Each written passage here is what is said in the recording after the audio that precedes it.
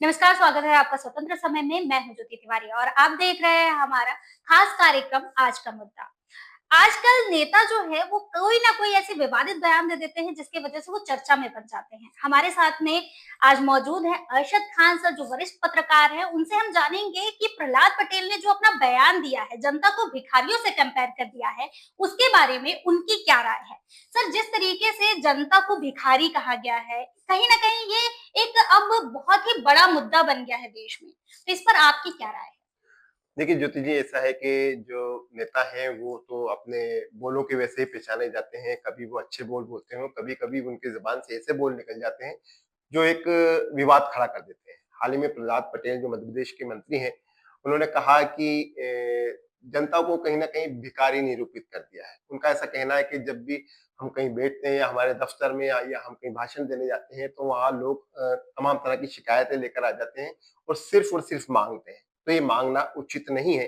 और हम ये देख रहे हैं पिछले कई सालों से कि सरकारों ने भी आम लोगों को ऐसा प्रेरित किया है कि वो सरकार से माँगे। उन्हें लॉलीपॉप दिया जाता है, चाहे वो चुनावी समय हो या चुनाव के बाद का समय हो। तो निश्चित रूप से अब नेताओं को भी ऐसा लगने लगा है कि जो जनता है वो उनसे माँगती ही रहती है, देती कुछ नहीं। तो निश्चित रूप से ये बात सही भी है कहीं तक के आम जनता को सरकार से क्या माँगना चाहिए, और ये बात भी बिल्कुल सही है कि जनता को भिखारी नहीं कहना चाहिए। जी। तो जब ऐसी स्थिति निर्मित होती है तो विवाद बनता है तो चर्चा होती है, और चर्चा होती है तो हम देखते हैं कि पूरे देश में इस विषय को लेकर चर्चा हो रही है कि प्रहलाद पटेल ने जनता को भिखारी क्यों कहा। हालांकि उन्हें इस पर कहीं ना कहीं अपना स्पष्टीकरण देना होगा कि उन्होंने किस तारतम्य में कहा है, जनता को इन शब्दों का उपयोग क्यों किया है, क्या वक्त रहा, क्या कारण था जिसके चलते ये किया गया है। लेकिन फिलहाल ये चर्चा का विषय जी, लेकिन सर मेरा ये क्वेश्चन है कि जब चुनाव होते हैं, विधानसभा का चुनाव हो या कोई भी चुनाव हो, तो यही नेता जनता के द्वार जा जाके वोट मांगते हैं। लेकिन जब जनता का काम नहीं होता है, तो जनता अगर उनसे अपने काम की बात कर रही है, तो ये भीख मांगना कैसे हुआ? नहीं, ये बात तो कही जा रही है, और ये बात आम भी है कि भाई जनता नेताओं को चुनती इसलिए कि उनकी समस्या का समाधान हो, विकास हो, उनकी और भी कुछ जो समस्या है उनका निराकरण हो। विकास के अंदर जैसे किसी व्यक्ति की कोई समस्या है कि उसके क्षेत्र में सड़क नहीं है तो वो आवेदन लेकर जाता है, किसी क्षेत्र में बोरिंग नहीं है तो बोरिंग का आवेदन लेकर जाता है। तो तमाम तरह की शिकायतें और अपनी मांगे लेकर नेताओं के पास लोग जाते हैं। लेकिन ये बात भी सही है कि नेता जब चुनाव आते हैं तो घर-घर जाते हैं, दस्तक देते हैं और जनता से अपील करते हैं कि उनके पक्ष में मतदान करें। जब जनता उन्हें चुन लेती है, विधायक बना देती है, सांसद बना देती है, मंत्री बना देती है, मुख्यमंत्री बना देती है, प्रधानमंत्री बना देती है, तो जनता का तो अधिकार है कि वो नेताओं से माँगे। लेकिन जनता को इस तरह के शब्दों से संबोधित करना उचित नहीं। जी, अभी कांग्रेस ने भी इस पर बहुत ज़्यादा विरोध जताया है कि अपने आप को राजा समझ रहे हैं और जनता को भिखारी कह रहे हैं। तो जो ये राजनीतिक गलियारे में जो हड़कंप मचा हुआ है इस चीज़ से, इस पर आप क्या कहेंगे? देखिए, विपक्ष को इस तरह की बातों से कहीं न कहीं फ़ायदा भी होता है और वो उसको मुद्दा ही बनाती है। ये आप जानते हैं कि मध्य प्रदेश में कांग्रेस की स्थिति इतनी अच्छी नहीं है। लेकिन जब इस तरह के बयान आते हैं, कोई प्रदेश सरकार में मंत्री इस तरह के बयान दे देता है या इस तरह की टिप्पणी कर देता है, तो निश्चित रूप से विपक्ष को मौका मिलता है। पीसीसी अध्यक्ष जीतू पटवारी ने भी इस पर आपत्ति जताई है। उन्होंने कहा है कि जनता को सरकार भिखारी समझ रही है, उन सरकार में बैठे मंत्री उनको भिखारी समझ रहे हैं। ये निहायत गलत बात है। तो अभी ये मामला और गरमाएगा। इस पर हो सकता है कि प्रदेश के मुखिया डॉक्टर मोहन यादव मंत्री प्रहलाद पटेल से स्पष्टीकरण भी मांगे कि आखिर उन्होंने ऐसा क्यों कहा और क्या कारण था, किस वजह से, क्योंकि विपक्ष अब इस पर और बवाल मचाएगा। जी, अगर हम दिल्ली का मुद्दा उठा लें तो दिल्ली में भी कामों को लेके लॉलीपॉप दिया जाता है कि हमें वोट दो, हमें वोट दो। केजरीवाल जब थे उन्होंने भी फ्री बस करवाया, बहुत सारी ऐसी सुविधाएँ दी जी। जाती है जनता को। तो कहीं न कहीं उनको लोभित करने के लिए ही दी जाती हैं। जो भी देखिए, कुछ समय में मैंने बताया ना आपको कि ट्रेंड बदल गया है। ट्रेंड ये हो गया है कि आप लालच देकर वोट ले रहे हैं। कोई सा भी चुनाव हो, दिल्ली का चुनाव हो, हरियाणा का चुनाव हो, इवन के मध्य प्रदेश का ही चुनाव क्यों ना हो। हम देखें कि शिवराज सिंह चौहान की सरकार में लाडली लक्ष्मी योजना चालू की गई थी। जब चुनाव हो रहे थे उसके ऐन वक्त पर लक्ष्मी योजना के अंतर्गत महिलाओं के खातों में पैसे गए। उसी योजना को महाराष्ट्र में भी भाजपा ने पेश कराया, उसी योजना को हरियाणा में भी पेश कराया, उसी योजना को अन्य प्रदेशों में भी पेश कराया गया। मैं सिर्फ भाजपा की बात नहीं करता, मैं आम आदमी पार्टी की भी बात करता हूँ। जैसे पंजाब में उन्होंने फ्री बिजली देने की बात कही थी, वो दे रहे हैं। तो आप भी जनता को कहीं ना कहीं इस तरह का लालच दे रहे हैं जिससे कि जनता उस पर काबिज हो जाए कि हमें तो अब सारी चीजें मुफ्त में चाहिए। हालांकि कोई भी चीज मुफ्त में नहीं दी जाना चाहिए, उसकी एक कुछ वैल्यू होना चाहिए। अगर मुफ्त में दी जाती है चीजें तो उसकी वैल्यू खत्म हो जाती है।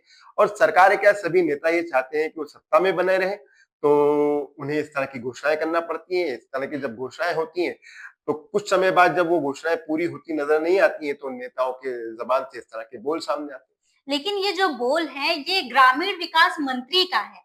ये एक बहुत बड़ा मुद्दा हो जाता है क्योंकि जो जनता के लिए, जनता ने ही जिसको चुना है, ग्रामीण क्षेत्र की बात की जा रही है और इस तरीके का बोल जो बोला गया है ये बहुत बड़ा मुद्दा हो गया सर।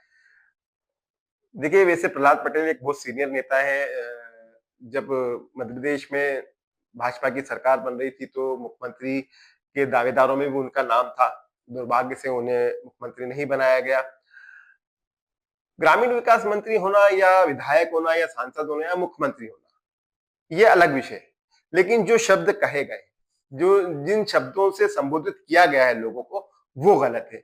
उस पर हर व्यक्ति की आपत्ति होगी, हर उस मतदाता की आपत्ति होगी जिसने उन्हें जिताया है, विधायक बनाया है और फिर सरकार में उन्हें मंत्री पद मिला है। तो इस पर आपत्ति हर व्यक्ति की होगी। वो विकास कर रहे हैं, नहीं कर रहे हैं, वैसे तो उनका दायित्व बनता है।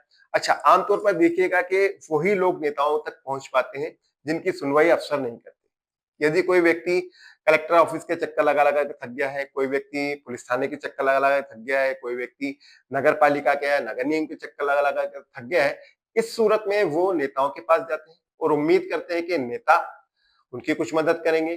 क्योंकि नेता ही अफसरों को कंट्रोल कर सकते हैं, ऐसा माना जाता है।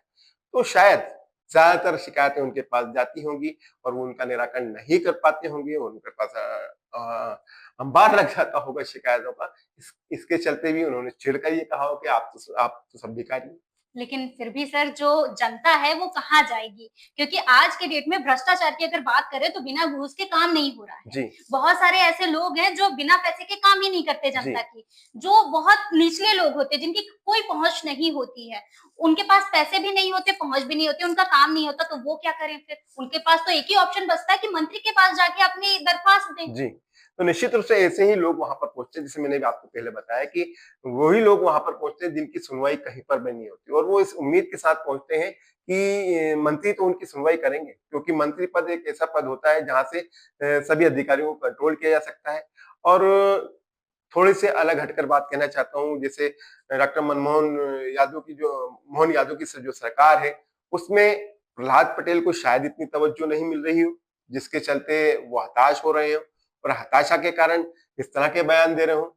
ये लीक से हटकर बात है, लेकिन ये कयास लगाया जा सकता है और इस तरह के कयास लगाए भी जा रहे हैं कि मोहन यादव सरकार में प्रहलाद पटेल को तरजीह नहीं दी जा रही है, जबकि वो मंत्री हैं।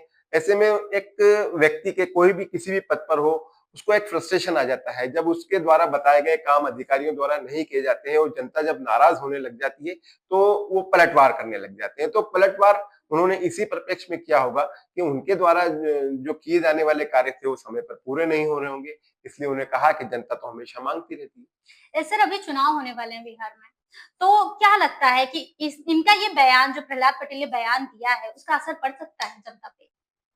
इस चुनाव के देखिए लेके? ज्योति जी, ये इसे विडंबना कहें या क्या कहें, कुछ समझ में नहीं आता। लेकिन देखने में ये आया है कि 3 दिन बाद हर चीज को भुला दिया जाता है। कई सारे नेताओं ने कई सारे वादे किए हैं, लेकिन वो आज तक पूरे नहीं। उसके बावजूद फिर जो नए वादे किए, उन नए वादों के आधार पर जनता ने उन्हें दोबारा चुन लिया।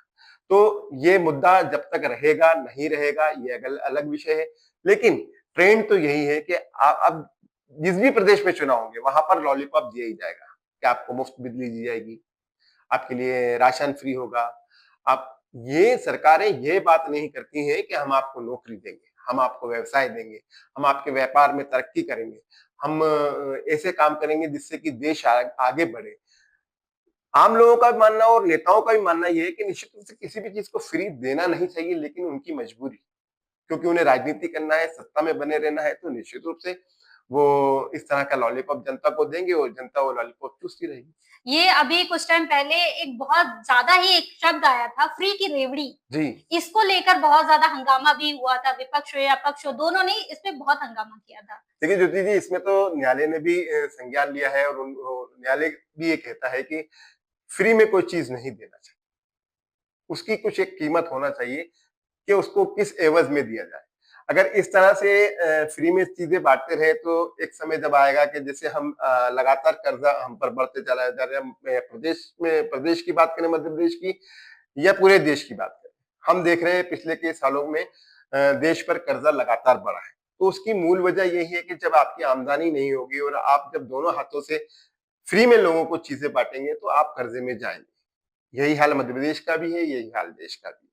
तो ये जो रेवड़ियां बांटने वाली जो बात है, तो अब इस पर कहीं ना कहीं विराम लगना चाहिए। जी, बहुत-बहुत धन्यवाद सर, आपने इतनी सारी जानकारी दी। तो हमारे साथ आज मौजूद थे वरिष्ठ पत्रकार अरशद खान जी, जिससे हमने बात की और जाना प्रहलाद पटेल ने जो ये बयान दिया है, वो कितना बड़ा मुद्दा बन सकता है। तो ऐसी ही खबरों के लिए बने रहे हमारे साथ और देखते रहे हमारा खास कार्यक्रम आज का मुद्दा। धन्यवाद।